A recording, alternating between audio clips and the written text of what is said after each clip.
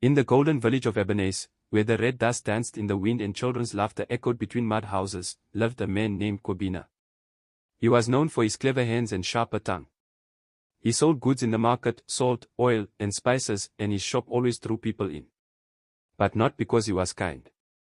No, it was because he knew how to twist words, to sell less for more, to smile while deceiving. Business is about winning, he often said, polishing his wooden counter. And only fools give away too much. His wife, Alma, was gentle and soft-spoken, always warning him, Kwabena, you can't build wealth on people's tears. What you send into the world finds its way home. But he would laugh. Alma, you sound like those old priests who live in the hills. The world belongs to the smart, not the holy. One day, an old woman named Mame Efio came to his shop, holding a small coin in her wrinkled hand. Please, Kwabena, she said, my grandson is sick. I just need a little salt to cook him soup. Kwabena looked at her, pretending to think. The price has gone up, Mame. That coin won't buy much. He poured only half of what she needed and wrapped it in paper. The woman thanked him with tired eyes and walked away slowly. That evening, Alma placed her hand on his shoulder. You saw how weak she looked, and still you cheated her. He brushed her off. I didn't cheat her, I just made profit. But that night, as he tried to sleep, Kwabena heard a faint sound, the whisper of the wind through the mango tree outside. It almost sounded like a voice, saying, the seeds you plant. He turned, uneasy, but soon forgot.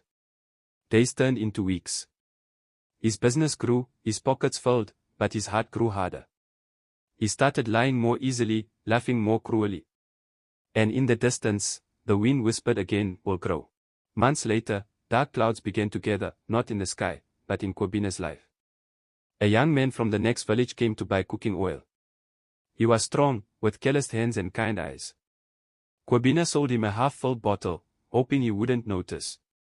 But when the man opened it at home and found it mixed with water, he returned, furious. You think I'm a fool, he shouted. The market crowd turned to watch.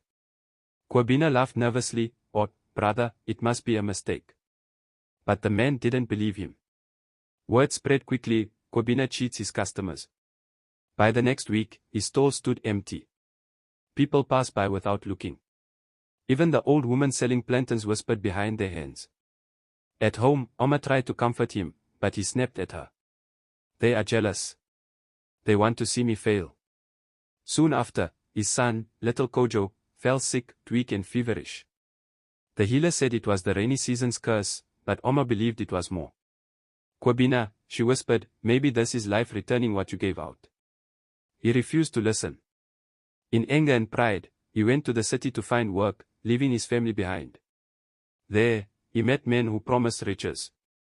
They took his savings and vanished. Days later, he found himself sleeping under a bridge, alone, with nothing but a few coins in his pocket. For the first time, the laughter left him. His stomach growled, and his pride burned like fire. He thought of Alma's words, of Mame Efio's tired eyes, of the wind that once whispered warnings. That night, as the rain fell, he looked up at the sky and murmured, maybe this is the harvest of my seeds. Weeks later, a stranger approached him under the bridge. It was a young woman with a basket of food. Here, she said softly, eat something. Kwabena looked at her, surprised. Why help me? She smiled gently. My grandmother once told me, kindness is never wasted. Even if the one you help forgets, God does not. Her face reminded him of Mame Efio. His eyes filled with tears as he realized who she must be, the old woman's granddaughter. The same one he had once refused to help. He fell to his knees, trembling. I wronged your grandmother, he said. I cheated her, and many others. The girl touched his shoulder. Then help someone now. That's how you pay it back. Those words lit a fire in his chest, not of guilt, but of awakening. He returned to Ebenezer months later, thinner, humbler. The people looked at him in silence. Some turned away, but Alma welcomed him with open arms. You've come home, she whispered. Kwabena reopened his shop, not for profit, but to serve. He started giving free food to the elderly, fair prices to the poor, and honest trade to all. Slowly, the villagers forgave. Children ran to his stall again, laughter filling the air. One day, a storm blew through the village, tearing down roofs and flooding the market. Kwabena gathered his supplies, helping neighbors rebuild. When the sun rose again, he stood outside his shop, watching the dawn light shimmer on the wet earth. Amma came to stand beside him.